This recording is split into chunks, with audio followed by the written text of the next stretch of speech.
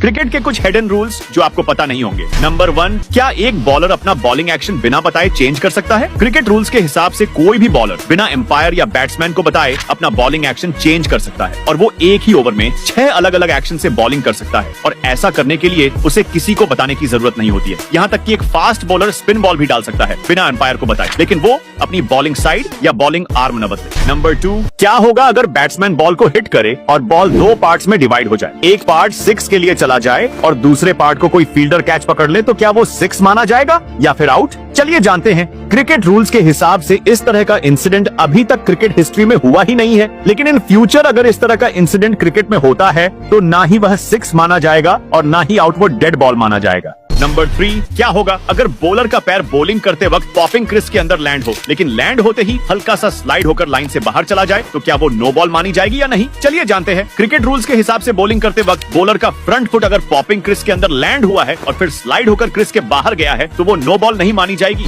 Number 4, क्या आप जानते हैं कि मैच के दौरान अंपायर को बदला जा सकता है या नहीं? चलिए जानते हैं। मैच के दौरान अंपायर को तभी बदला जाता है जब वो इंजर्ड हो या अचानक बीमार पड़ जाए। ऐसी स्थिति में जो अंपायर रिप्लेस किया जाता है वो सिर्फ फील्ड अंपायर के तौर पर काम करेगा, लेकिन जब तक दोनों कप्तान और मैच रेफरी इस बात पर सहमत न हो कि नया अंपायर पूरी जिम्मेदारी संभाल सकता है, तब तक उसे पूरी तरह से ऑफिशियल अंपायर नहीं माना जाता। नंबर 5, अगर बैट्समैन क्रीज के बाहर है और विकेट कीपर बॉल को स्टंप्स के आगे से पकड़कर स्टंपिंग करता है, तो क्या वो बैट्समैन आउट होगा? चलिए जानते हैं। क्रिकेट रूल्स के हिसाब से अगर विकेट कीपर बॉल को स्टंप्स के आगे से पकड़कर स्टंपिंग करता है तो उसे नो बॉल दिया जाता है और बैट्समैन नॉट आउट ही रहता है। नंबर 6, क्या होगा अगर गेंद विकेट से टकराती है लेकिन बेल्स नहीं गिरती है, तो क्या बैट्समैन आउट होगा? चलिए जानते हैं। क्रिकेट रूल्स के हिसाब से जब तक बेल्स विकेट से नीचे नहीं गिरते तब तक बैट्समैन को अंपायर द्वारा आउट नहीं दिया जा सकता। नंबर 7, क्या हर बार ओवर शुरू करने से पहले अंपायर को बॉलिंग स्टाइल बताना जरूरी है? चलिए जानते हैं। क्रिकेट रूल्स के हिसाब से अंपायर को गेंदबाजों से उनकी बॉलिंग स्टाइल के बारे में पूछना उसकी जिम्मेदारी है, लेकिन अगर गेंदबाज ने अंपायर को बिना बताए अपनी बॉलिंग स्टाइल को बदलती है तो उसे नो बॉल दिया जाएगा। नंबर 8, क्या बैट्समैन बॉल को बैट से 2 बार हिट कर सकता है? चलिए जानते हैं। क्रिकेट रूल्स के हिसाब से अगर कोई बैट्समैन जानबूझकर गेंद को बैट से 2 बार हिट करता है तो उसे हिटिंग द बॉल ट्वाइस के तहत आउट दिया जा सकता है, लेकिन अगर बैट्समैन अपने विकेट्स को बचाने के लिए गेंद को दोबारा हिट करता है या फिर फील्डर की परमिशन लेकर बॉल को रिटर्न देने के लिए 2 बार हिट करता है तो बैट्समैन नॉट आउट ही रहेगा। नंबर 9, क्या आप जानते हैं कि विकेट से पॉपिंग क्रीज की दूरी कितनी होती है? चलिए जानते हैं। क्रिकेट के रूल्स के हिसाब से विकेट से पॉपिंग क्रीज की दूरी 48 इंच यानी 4 फीट होती है। नंबर 10, मान लीजिए कि बॉलर बॉल डालता है और वो बॉल बैट्समैन के पास 2 टप्पों के बाद पहुंचती है, लेकिन दूसरा टप्पा पॉपिंग क्रीज के अंदर ही होता है, तो क्या वो बॉल नो बॉल मानी जाएगी? चलिए जानते हैं। क्रिकेट रूल्स के हिसाब से अगर बॉल पिच पर 2 बार बाउंस होने के बाद बैट्समैन तक पहुंचती है और उसमें से दूसरा बाउंस पॉपिंग क्रीज के अंदर होता है तो वो नो बॉल मानी जाएगी।